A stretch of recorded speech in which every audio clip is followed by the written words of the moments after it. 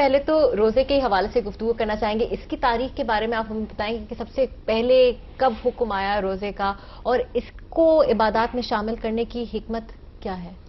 قرآن مجید نے تو اس کی تاریخ کی طرف خود اشارہ کر دیا ہے. چنانچہ قرآن میں جہاں اس کا حکم بیان ہوا ہے وہاں الفاظ ہی یہ ہیں کہ کتب علیکم الصیام کما کتب علی الذین من قبلکم، یعنی یہی روزہ اس سے پہلی امتوں پر بھی فرض کیا گیا تھا.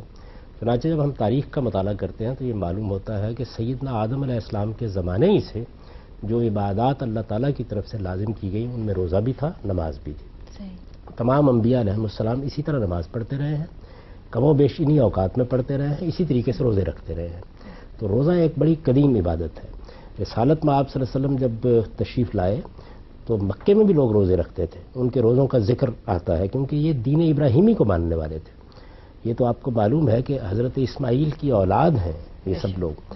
حضرت ابراہیم کے دین میں بھی اسی طریقے سے روزے تھے، اسی طریقے سے نماز تھی، اسی طرح حج کے مناسک انہی کے مقرر کیے ہوئے ہیں. یہ تمام عبادات اسی طرح تھی. عبادت کیا چیز ہے؟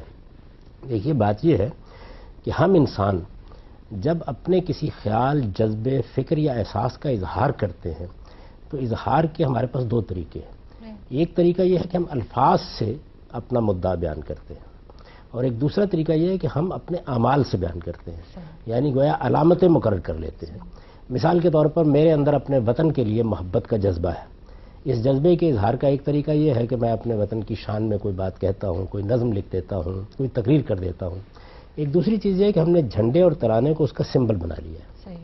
یعنی وہی کپڑا ہوتا ہے، اس کپڑے کو ہم لہراتے ہیں تو ایک خاص طرح کا تعلق پیدا ہوتا ہے اس کے نتیجے میں. یہی چیز آپ اپنے عام معاملات میں دیکھتے ہیں. میں کسی سے ملتا ہوں، میں السلام علیکم کہتا ہوں. زیادہ گرم جوشی کا اظہار مقصود تو مصافحہ کرتا ہوں، اس سے زیادہ تو معانقہ کرتا ہوں. یہ مصافحہ اور معانقہ کیا ہے؟ یہ اصل میں علامتیں ہیں. یعنی آپ سمبلائز کرتے ہیں اپنے جذبات کو اور اس کا ایک سمبل بنا لیتے ہیں. اللہ تعالیٰ کے ساتھ مجھے اپنے تعلق کا اظہار کرنا ہے. اللہ تعالیٰ میرے سامنے موجود نہیں ہے. میں دو ہی طریقے اختیار کروں گا نا، یا زبان سے کچھ الفاظ بولوں گا جیسے ہم کہتے ہیں سبحان اللہ، جیسے کہتے ہیں الحمدللہ، جیسے کہتے ہیں اللہ اکبر. یہ الفاظ ہیں جن کے ذریعے سے میں اللہ کی عظمت کا اعتراف کرتا ہوں. اسی طرح اس تعلق کے اظہار کے لیے ہم کچھ اعمال بھی کرتے ہیں.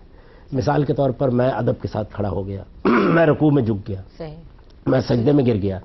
تو یہ علامتیں ہیں. یہ میرے جو اعمال ہیں یہ اصل میں اللہ کی عظمت کے اعتراف کی علامتیں ہیں. اب یہ دیکھیے کہ اللہ تعالیٰ کے ساتھ ہمارے تعلق کی نوعیت کیا ہے. یعنی ایک یہ ہے کہ ہم اس کی عظمت کا اعتراف کرتے ہیں، وہ ہمارا معبود ہے تو اس کی پرستش کریں گے، ایک تعلق یہ بن گیا. دوسرا یہ ہے کہ وہ ہمارا مالک ہے، وہ حکم دے گا، اس کے حکم کی اطاعت کریں گے. تو اطاعت کا جو تعلق ہے یعنی خدا کی فرما برداری کا تعلق، یہ فرما برداری کا تعلق ہے جس کو روزے میں سمبلائز کر دیا گیا. اور دیکھیے اس کے لیے کتنا مؤثر طریقہ اختیار کیا گیا. یعنی مجھے خدا کا حکم ماننا ہے، خدا کے حکم کو میرے شعور کا حصہ بننا چاہیے، میرے احساس کا حصہ بننا چاہیے، یہاں تک کہ میں مجسم اطاعت ہو جاؤں. یعنی گویا یوں سمجھیے کہ اطاعت میرا پیکر بن جائے، میری پوری شخصیت بن جائے. اس کو بنانے کے لیے طریقہ یہ اختیار کیا گیا کہ آپ کی کچھ جبلی تقاضے ہیں، کھانا ہے، پینا ہے، خواتین سے تعلق قائم کرنا ہے، اس پر پابندی لگا دی گئی. اب یہ پابندی جب لگا دی جاتی ہے تو بھوک تو لگے گی نا، پیاس بھی لگے گی. تو جیسے جیسے روزے کا وقت گزرتا چلا جاتا ہے وہ اندر سے ایک پوری قوت حملہ آور ہوتی ہے. پانی پیو، کھانا کھاؤ. اب اس موقع کے اوپر وہ اطاعت کا احساس شعور کے اندر پوری طاقت سے آتا ہے. میں پانی نہیں پیوں گا، میں کھانا نہیں کھاؤں گا. کیوں؟ وجہ کیا ہے؟ یعنی کھانا پینا کوئی حرام چیز ہے.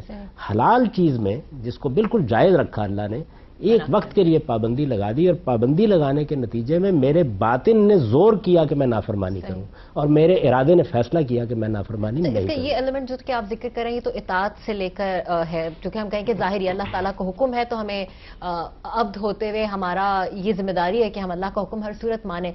اس کی روح کے بارے میں بھی آپ کچھ بیان کریں گے؟ دیکھیے نا، مجھے اپنی باقی زندگی میں اللہ کا حکم ماننا نا، تو باقی زندگی میں اللہ کا حکم ماننے کے لیے ضروری ہے کہ میرے اندر اللہ تعالیٰ کی یہ حیثیت کہ وہ مجھے حکم دے سکتا ہے اور مجھے اس کا حکم ماننا چاہیے. وہ معبود ہے، رب ہے اور میں اس کا بندہ ہوں. باقی پوری زندگی میں اس احساس کو تازہ رکھنا ہے نا. اس تازہ احساس کو تازہ رکھنے کے لیے یہ ضروری ہے کہ میرے شعور میں یہ احساس پیدا ہو. تو یہ روزہ کیا کرتا ہے؟ یہ مجھے اطاعت کا نمونہ بنا دیتا ہے، مجسم اطاعت بنا دیتا ہے. یہ میرے پورے باطن پر حملہ آور ہوتا ہے، اس کو اپنی گرفت میں لے لیتا ہے. یہ میری خلوت اور جلوت میں خدا کو میرے اوپر حاضر ناظر کر دیتا ہے. اندر کا سرکش انسان تو وہ اندر کا جو سرکش انسان ہے وہ پھر خدا کے سامنے جھک جاتا ہے. تو اس کا نتیجہ یہ نکلتا ہے کہ میرے اندر خدا کے حدود کی پابندی کا احساس پیدا ہوتا ہے. چنانچہ یہی دیکھیے آیت میں یہ کہا گیا ہے کہ تم پر روزے فرض کیے گئے اسی طرح جیسے پہلوں پر فرض کیے گئے لعلکم تتقون، تاکہ تمہارے اندر خدا کی حدود کی پاسداری کا احساس پیدا ہو جائے. اچھا